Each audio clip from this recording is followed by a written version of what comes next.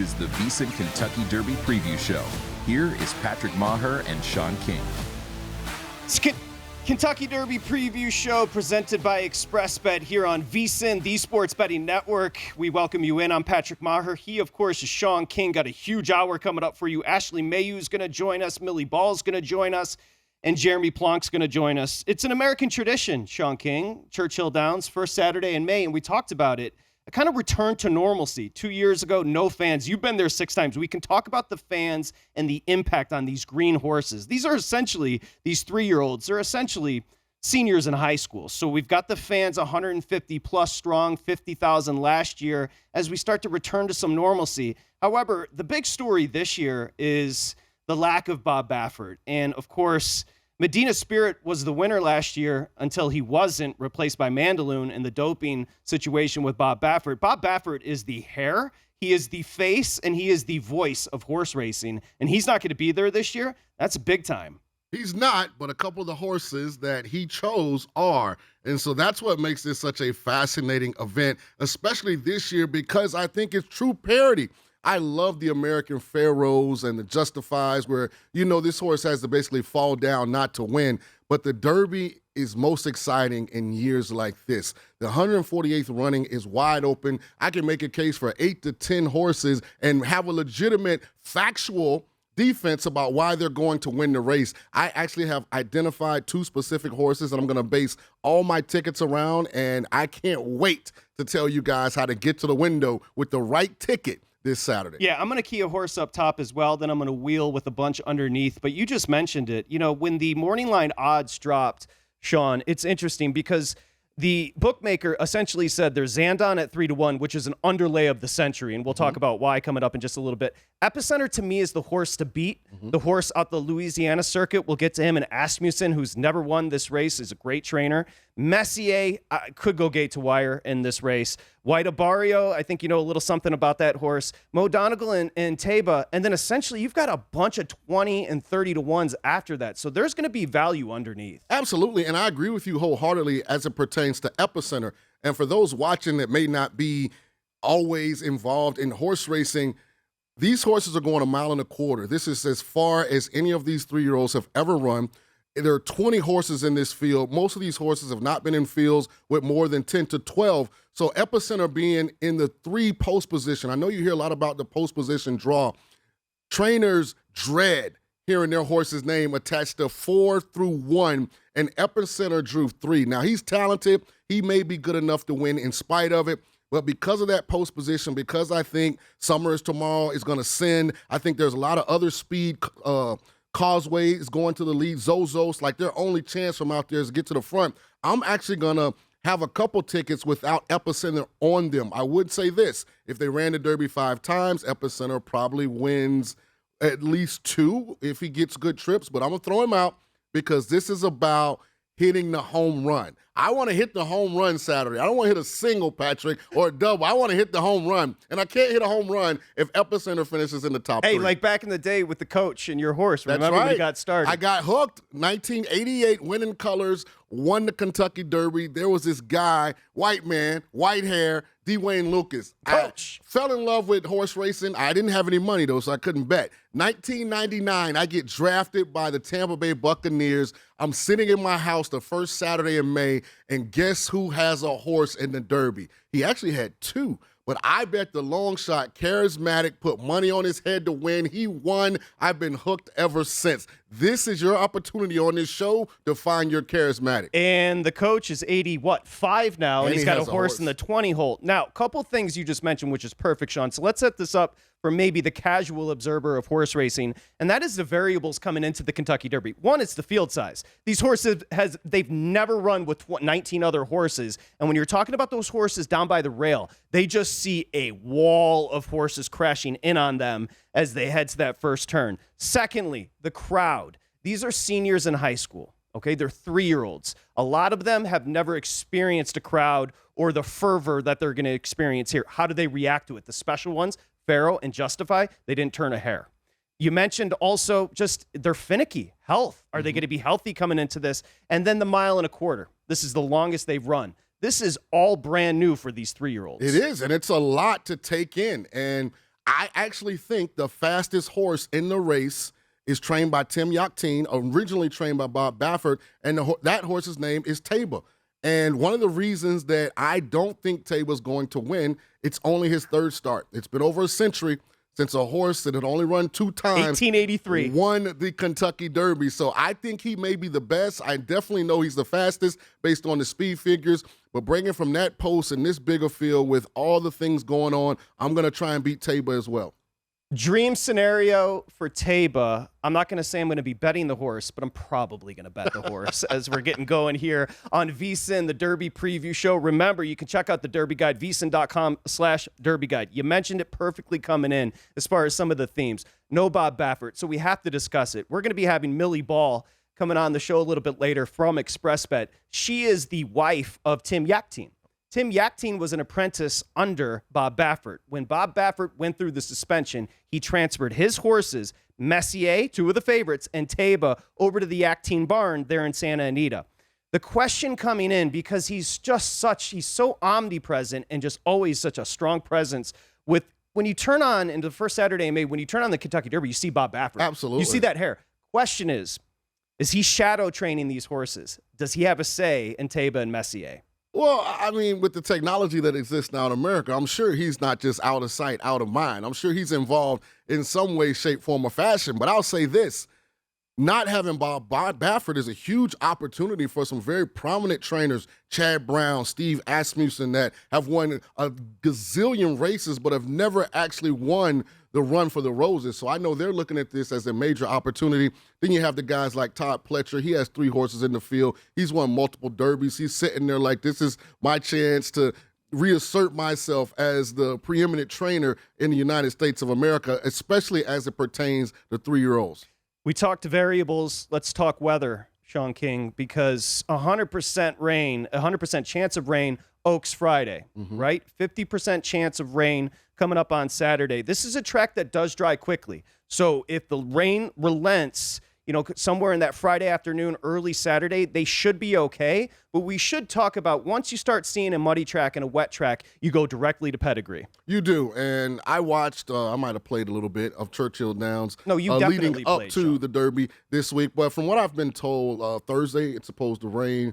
Friday it's supposed to rain up until the start of the card. And then hopefully Saturday, like you said, Churchill Downs does dry out quickly. It should be okay. But I think you have to start looking at horses like Tiz the Bomb. Epicenter, I think, has actually run a good race in the mud. So you have to start looking at some of these horses that have either pedigree that says they will have an affinity for the mud, or a horse like Tiz the Bomb, who is a grass horse, in my opinion, a lot of people like. I remember Animal Kingdom a couple of years ago, kind of an off-track, grass pedigree, came from the clouds, won the race. So I'll definitely move Tiz the Bomb up if the track comes up off on Saturday. So you mentioned that there's 2 horses that have won on a wet track, Epicenter and Zandon, which is interesting because you and I were talking before the show. Zandon's a closer. Zandon's going to be coming late. And generally on a wet and muddy track, you're going to get a bunch of mud in the face, and horses don't like that, especially with 19 other horses kicking it up. So those 2, though, have won on a wet track. 13 of the 20 horses here, Shaun, haven't run on a wet track. Remember, a lot of these horses, including Taiba, who I may be betting, the horse from California, has only run 2 times. Now, Justify ran 3 times before he went on to win the Triple Crown, so it can happen. However, these horses just haven't run in these conditions. And Calvin Burrell's not actually riding in the race, because I would be trying to find my Mind That Bird if it comes up sloppy on Saturday. But that'll throw a monkey wrench in it. But I'm going to handicap the Derby like it's going to be a fast track, and I'll make adjustments on Saturday if it's something different. So let me ask you this way. I'm going to give you the horse, and you're going to tell me, look, bottom line is I told you the odds. Zandon, Epicenter, Messier, White Abarrio, Mo Donegal, and Taiba. Are you going to try to beat those 6? Well, no, I'll have 2 of those horses keyed on almost all my tickets. But I do think Chargic is just as talented as Taiba in a lot of ways. And if he got an educational experience in the stretch of the Florida Derby where it looked like he was going to run by White Abarrio, and he kind of was green, lugged in, didn't change leads initially, he could jump up. He's got a Hall of Fame trainer in Todd Pletcher, so that's another horse that I think could be anything. So there are some wild cards in this race. Also, the Japanese racing contingent has been showing up at these huge racing days, whether it be Breeders' Cup or the Dubai Cup, and they've been winning these races. So you have to give Crown Pride a look. Although he doesn't look fast enough by the speed figures, when you're hot, you're hot. So I probably will have Crown Pride, the Japanese horse, on my tickets in some fashion. So Crown Pride won the UAE Derby in Dubai. The problem there is Mendelssohn burned me in 18. When Mendelssohn goes on to win the UAE Derby by 17 lengths and finishes what? Dead last in the Derby. And we're still waiting on Thunder Snow to leave the gate. I don't think he's going to. And I'll say this, outside of North America training, there's been one horse in 148 years that's won this race. So I'm going to go ahead and toss Crown Pride. However, he has been training his butt off. He has. And And he shipped to Churchill a lot sooner than most horses that won the UAE Derby did. So I probably won't have him on top, but I'll have him in third and fourth slot, just to protect myself. You've gone 6 times. The experience is off the charts. Unbelievable. I mean, if you haven't been, you should go. The nightlife is great. The event is great. The people are great. It's unbelievable. Do you like a mint julep? Not so much, but I could fake it. He's going south for his winner. I'm going west. Coming up next here on the Derby Preview Show, Ashley Mayhew joins us from Xpressbet. It's VSiN. It's the Sports Betting Network.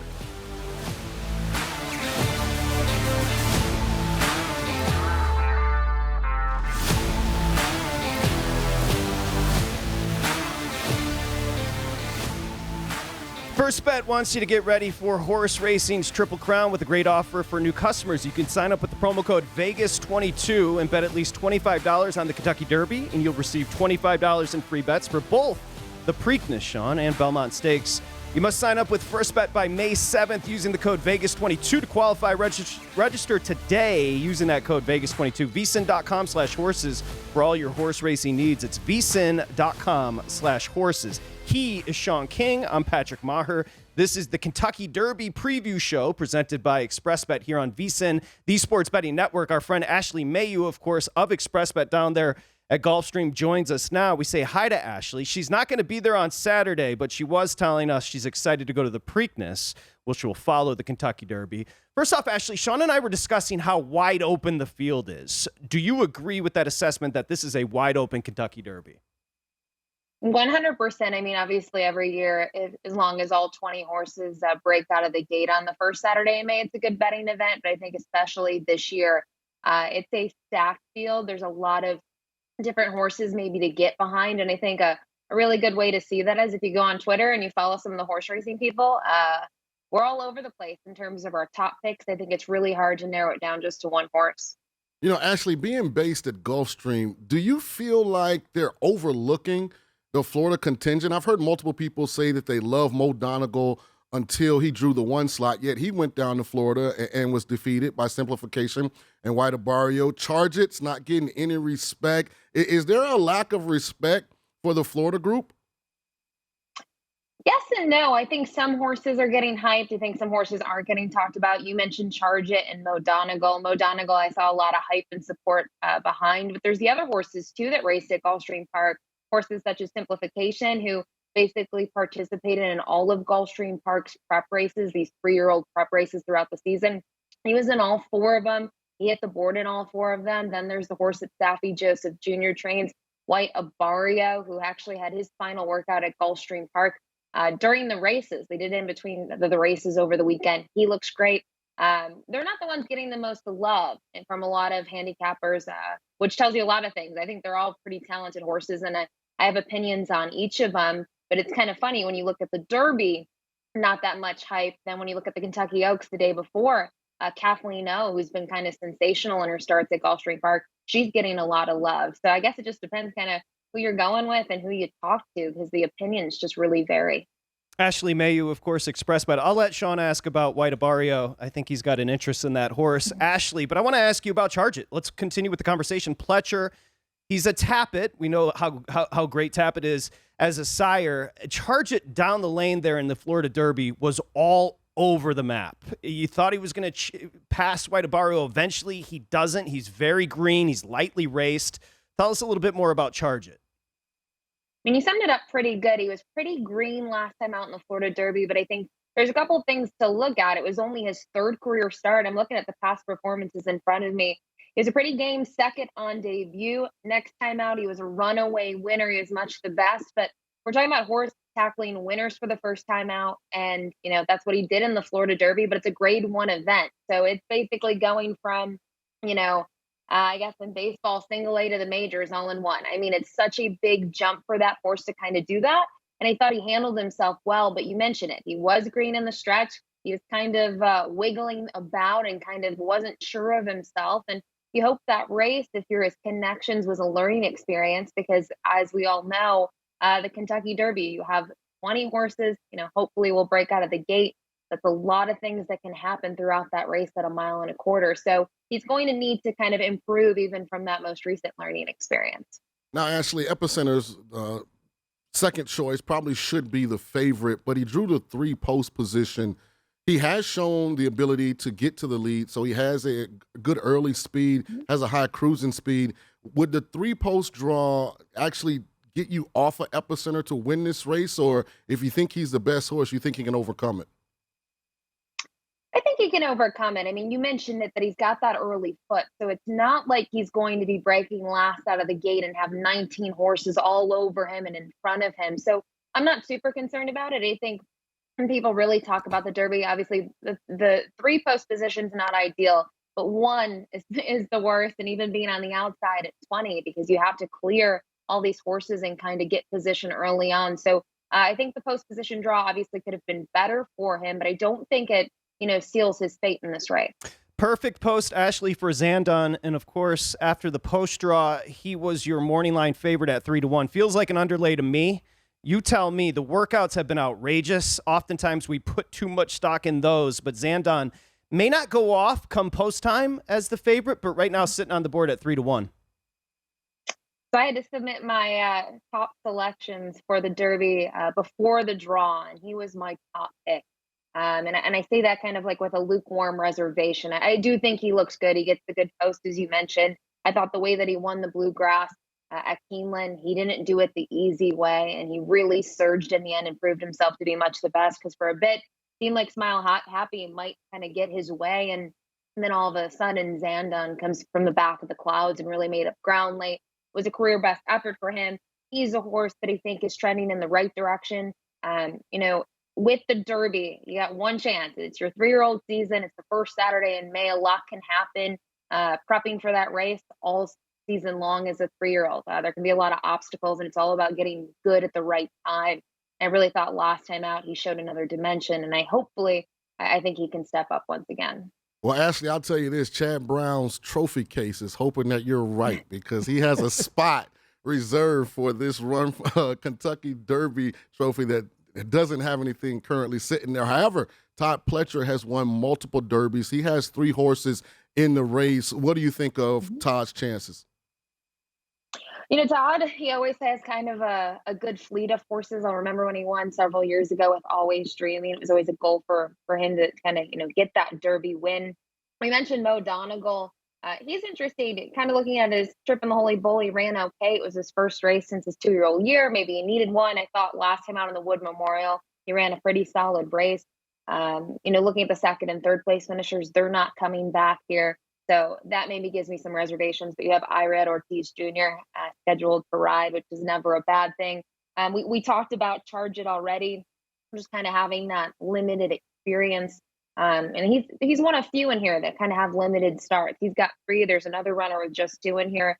So looking at his chances, for me, I'm not picking any of his horses on top to win the Derby. They certainly have a fair chance of getting minor shares. But when you look at his other horse, Pioneer of Medina, Epicenter's beaten him in his last 2. So it's really hard to kind of, I guess, use that horse on top or endorse him on top when other horses in here have already kind of gotten their way and have beaten him.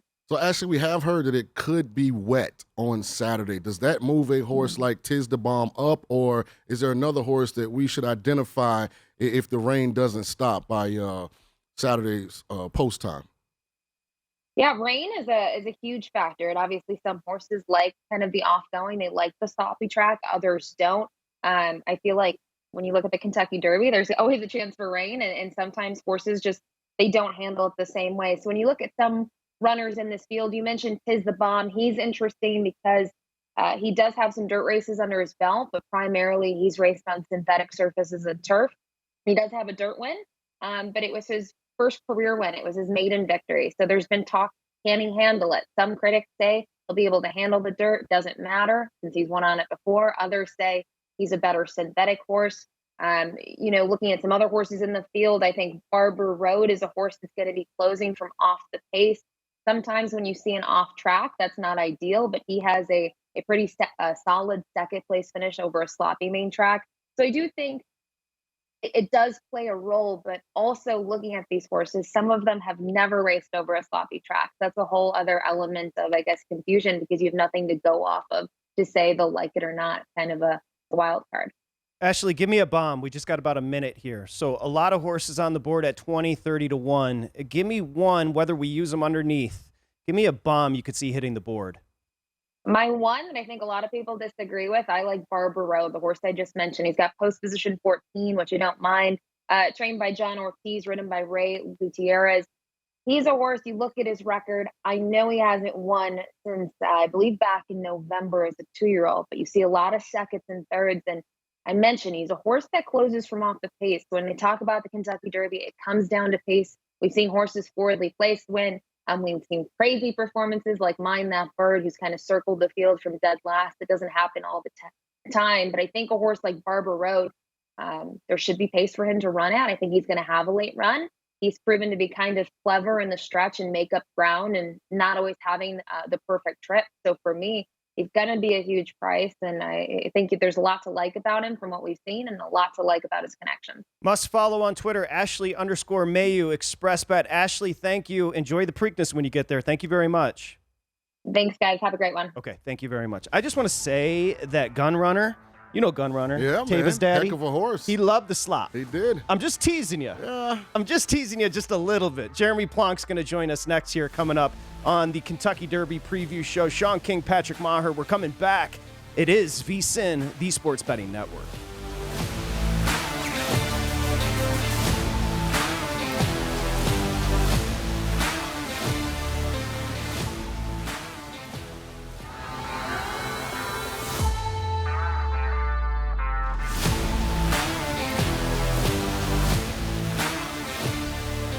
Okay, of course, the Kentucky Derby's coming up on Saturday. Right now, VSiN is offering you a special $9.99. That's what it costs to get the Kentucky Derby betting guide. And I'm going to tell you right now, this thing is stacked. I know the guys that put it together. It's incredible. With previews of all the horses and jockeys for every race, plus best bets for the entire weekend, including the Run for the Roses. Pre-order your copy right now for $9.99. Just go to vsin.com/derbyguide. That's vsin.com/derbyguide. As we welcome you back here on VSiN, the Sports Betting Network. This is the Kentucky Derby preview brought to you by Xpressbet. He, of course, is Shaun King. I'm Patrick Maher. We welcome in Xpressbet editor-in-chief Jeremy Plonk now. I'm going to ask you this way. We were talking about how to set it up. Epicenter, horse to beat. I'm going to try to beat him, Jeremy. 3-hole, don't love it. Is he the horse to beat? I think Zandon might be the horse to beat off his last race, but certainly off the totality of the spring, you could say that with Epicenter, with his wins down in Louisiana, because the horses he beat in Louisiana came back, including Zandon, to run 1-2 in the Bluegrass Stakes. So you can say on full resume, Epicenter's the horse to beat, but I think the now horse is Zandon, and he's probably the strongest contender, and I think that's why Mike Battaglia made him the morning line favorite. But there's no real knock on Epicenter. But like you, I'm not wild about that post down in post 3. Yeah, I didn't. When that popped up 3, immediately Jeremy had me looking at the 10-hole in Zandon, who you mentioned, and I know you thought the same thing. Here's what Shaun. popped into my head. He has the tactical speed and the early foot for that not to be a problem. So, Jeremy, my issue was because horses like Zozos, Classic Causeway, their only hope from where they drew is to send. I think he uses up more energy than he's been accustomed to early to make sure that he doesn't get caught on the rail and shuffled back. And I think it catches up with him on the turn for home. Is that kind of in the ballpark for how you feel? Yeah, I'm buying what you're saying there. And the horse right next to him is named Summer is Tomorrow. He's a horse from Dubai, and he's extremely fast. He's a sprinter who happened to run on the lead the whole way in the UAE Derby overseas. We're not used to seeing foreign horses with that kind of speed on dirt, and he's right next to Epicenter. And what happens with the competitive juices, like any two athletes, when you're locked up next to somebody who's just as fast and just as competitive as you. They drag you along and get you into a fight you may not want to get into. I don't like Summers Tomorrow drawn right to the outside of Epicenter. I think those two may lock up, and I think the 17 Classic Causeway is going to break like a quarter horse and start cutting across the field. So I think it's going to be very competitive on the front end, and that makes it tougher for Epicenter. He was able to relax a little bit more in the Louisiana Derby than he had in his other starts.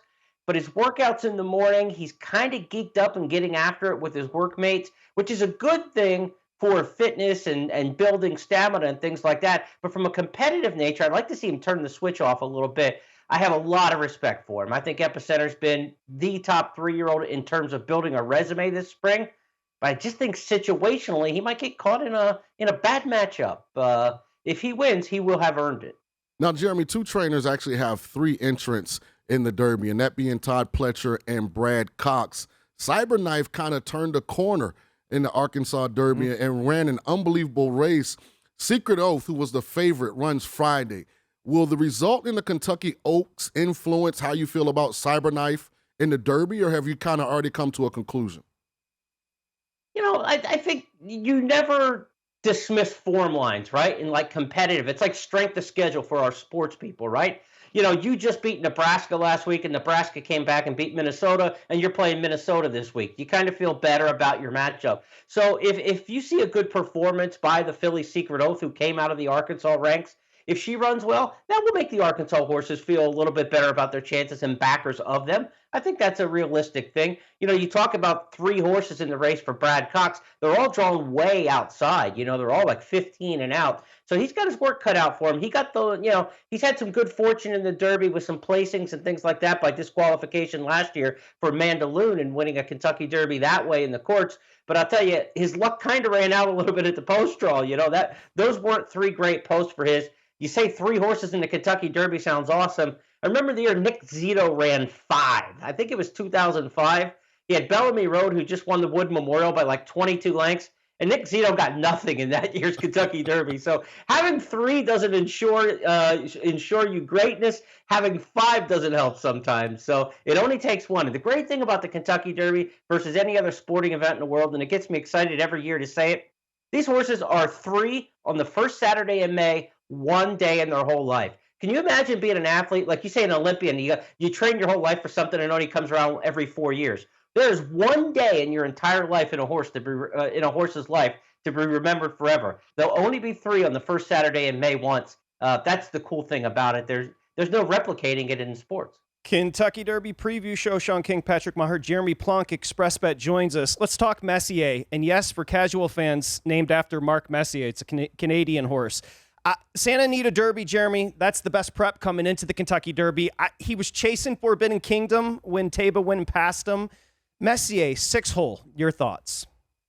He's a darn good horse, and he's training very well. There's a lot to like about Messier. He's had some races where you thought he would win. He's been the beaten favorite a couple times.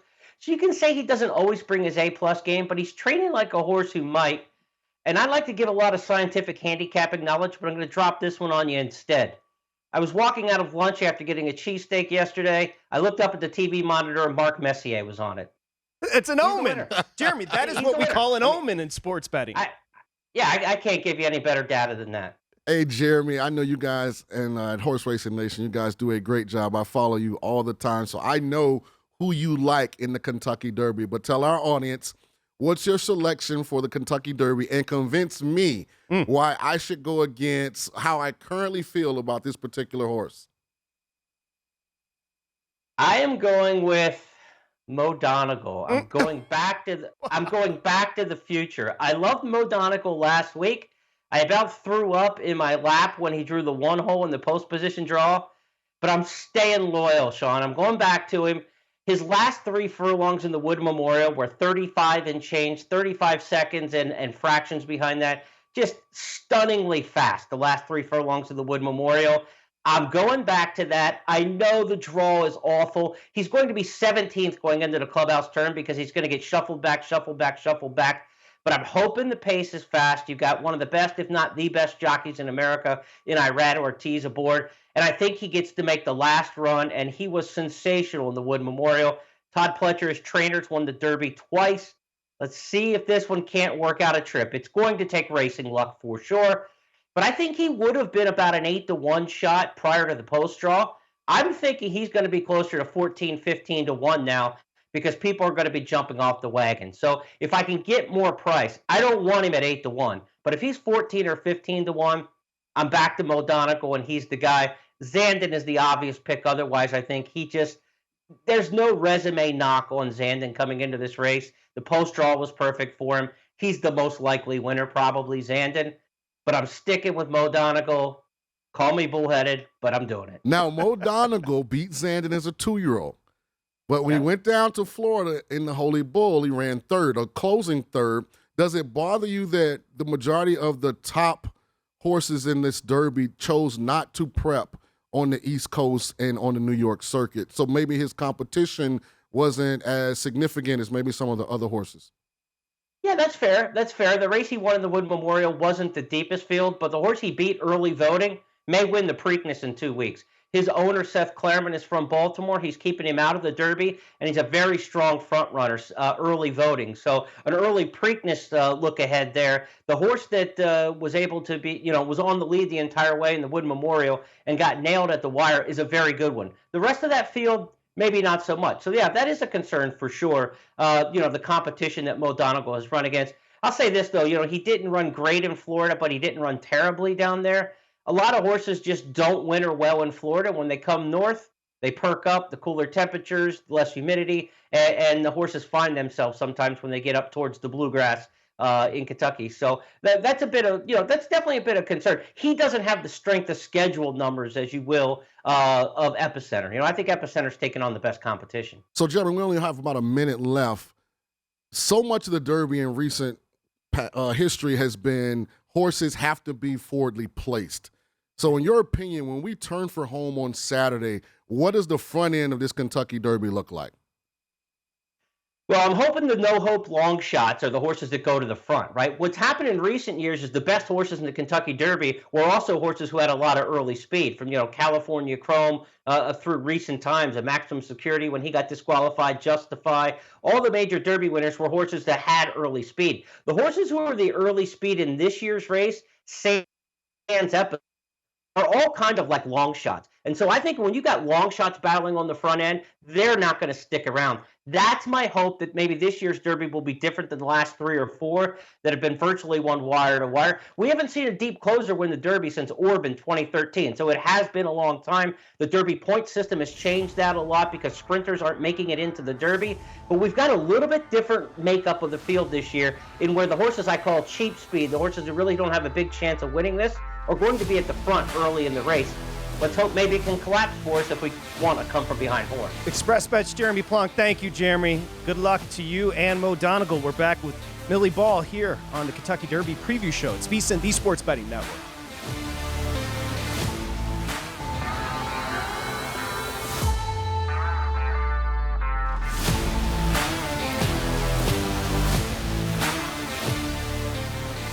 The VSiN Spring Special is here just in time for Shaun King for only $59. You get everything we offer here at VSiN. Of course, over the next few months, it's going to be busy. Adam Burke daily with the Major League Baseball plays. Jonathan Von Tobel with the best bets all the way throughout the NBA playoffs and the finals. Annie McNeil is going to break down all the action on the ice. We've got lots of NFL preseason coverage as well, not to mention UFC, USFL, NASCAR, Kentucky Derby Preview Guide, which you can find right now, of course, and pre-order. It's vsin.com/spring. That goes through July 31st for $59. It's the best deal we've offered in about 3 months. So check it out right now, vsin.com/spring for $59. As we welcome you back here on VSiN, the Sports Betting Network. He's Shaun King. I'm Patrick Maher. This is the Kentucky Derby Preview Show, the 148th Run for the Roses. Our next guest is a special guest. She's Millie Ball. She does a great job. She comes on with me and Michael all the time, of course, over at Xpressbet. And Millie, we're going to have to embarrass you for a second because this is a pretty special time for you and your family. Those that don't know, of course, Millie Ball's husband is Tim Yachtine, and Tim Yachtine is the trainer of Taiba and Messier. Can we start and embarrass you a little bit with how exciting this is for you and your family? You sure can. Yep, absolutely. It's very exciting for us all. I mean, it's a fantastic opportunity for Tim. He's worked really hard his career to get to the pinnacle of any trainer. To run, just to get to the Derby, to run a horse in the Kentucky Derby is an incredible opportunity for him. We're so grateful for the owners for having faith in him, sort of being passed the torch, if you like, and trying to get the job done as best he can. And myself and the family, I leave tomorrow. I'm on that plane. come May, you know, and my kids, they'll be watching from home. They've got the, TiVo going, and they'll be videoing it as well, but they'll be watching the race from home and cheering him on. Now, Millie, there are a lot of things that could happen in this Derby, and it will be the first time that they'd ever happen. And one of the most significant is, I guess if it hadn't happened since 1800, can we say it hasn't happened before? But there's never really, it's been a long time, let's say, since a horse that was going into his third start actually won the Derby. Talk to us a little bit about Taiba and his chances on Saturday. Yeah, the poor horse has quite a lot of curses. You know, if it weren't for Justify, he'd be carrying the former Apollo jinx. And then also this only had 2 races Leonidas jinx as well. So he's got to overcome, 139 years of history. So he's carrying that on his back as well as Mike Smith. But what I have seen from Taiba is that he is an incredibly sound horse in his mind.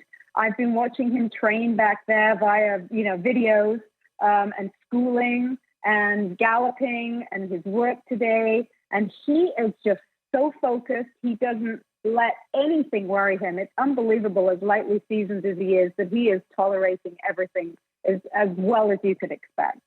Now, if you go by the speed figures, Taiba's actually the fastest horse in the Kentucky Derby. Some people did kind of pause slightly because it looks like he missed the work after Santa Anita. Was he just tired? Did something go wrong? Or was that just part of the plan to give him a little time off because he's so lightly raced? The plan originally was never to run him in the Santa Anita Derby, and we have to give all the kudos to his owner, who desperately wanted to run him in the Derby, Amir Zandon, and he was absolutely right. When the horse accomplished what he did and the speed figure that he got, Tim mulled over and just thought, I want to bring a fresh horse to the Kentucky Derby.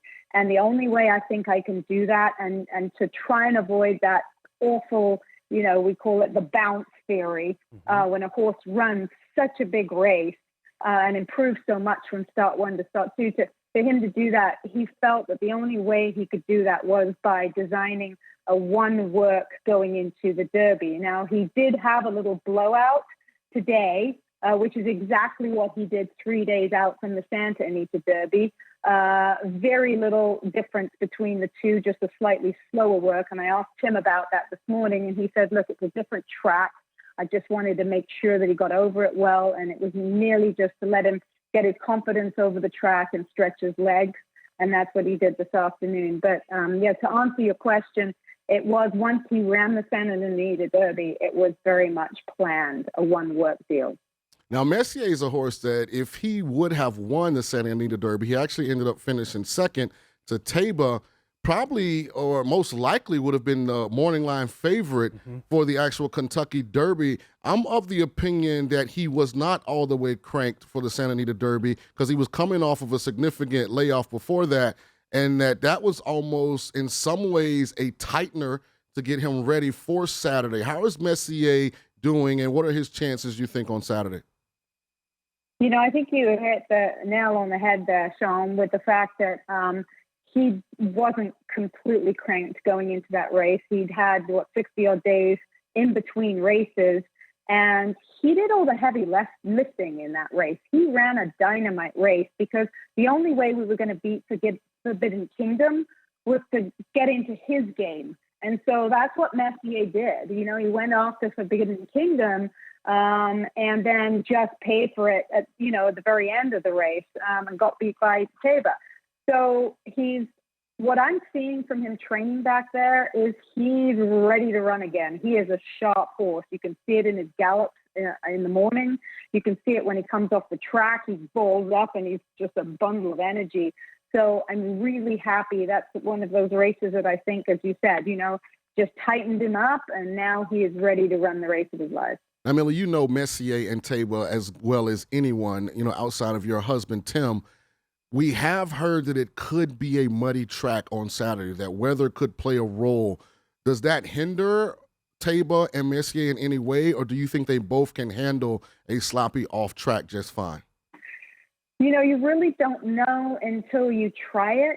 And I think we're in the same situation as quite a lot of other trainers in this race. But from what I saw with Messier galloping over the very wet track that we had yesterday, I mean, it absolutely was torrential rain at Churchill yesterday, and he galloped over it really well. And then Taiba had a slower work because he was going to breeze over the track today.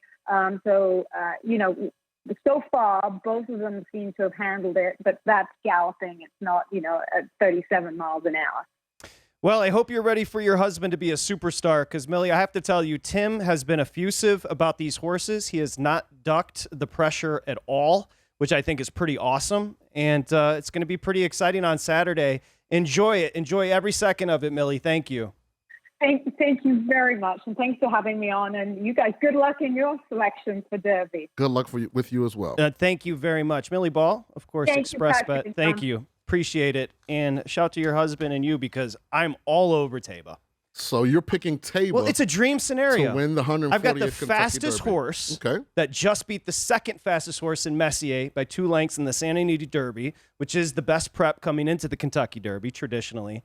Again, lightly raced, I get it, but those speed figures pop. And if you watch us aesthetically, the way he ran that Santa Anita Derby, I mean, he can do it all. I love the way he rated, and I love the way he passed down the stretch those horses. I really, really like Taiba. Now, I'm going to key him and use a bunch of horses underneath, which we'll get to. But if we're just talking a win bet, I love Taiba in this race. Yeah, I love Messier. You do? I'll have 2 horses on top of my Derby tickets, and Messier is one, and White Barrio is the other. And Messier, for this reason, as I just mentioned to Millie, I didn't think he was cranked up for the Santa Anita Derby. And I saw this happen last year with Medina Spirit. Wasn't all the way cranked for the Santa Anita Derby. A young, unproven, inexperienced horse ran the race of his life. Rock Your World came flying by him. And guess what? On Derby Day, Medina Spirit ran his best race. And I think Messier is following that same path. So I also like his early speed because I do think having the ability to get forwardly placed, to not have to depend on 10, 11 horses, not slowing down in front of you or squeezing you in, I think matters. And I love the odds. I'm getting 8-1. Think about if the winner's 8-1 or White Barrio, who I think is 12 or 15-1 wins. I mean, it's gonna pay bundles. We're both betting a number. I've got 12-1 morning line on Taiba. That's the reason. I don't think I'm going to get him there. I think I'm going to get him closer to 8-1, and I think you're going to get Messier 6-1. But we're both trying to beat the favorite in Zandon. And I wanted horses that I thought if everything doesn't go right, they could still be in position turning for home to have first. I think those two are, and I think White Barrio and Messier will be in Abarrio's the pro. Yes, Abarrio can run any race. He's done nothing wrong. He's done nothing wrong. He's won. He's beaten Donegal. He's beaten Tiz the Bomb. He's beaten Simplification. He's beaten Charge It. Like, he's beaten a lot of horses in this race that people think highly of. Good luck to you. You too, man. Underneath, I do like Cyberknife. I do too. Especially if Secret Oath runs good in the Oaks on Friday. Okay, Derby preview. That's Shaun King. My man is sharp when it comes to the ponies. Don't forget, you can get the racing guide right now, VSiN.com/Derby Guide. Enjoy it, and good luck on Saturday. We'll talk to you soon here on VSiN, the Sports Betting Network.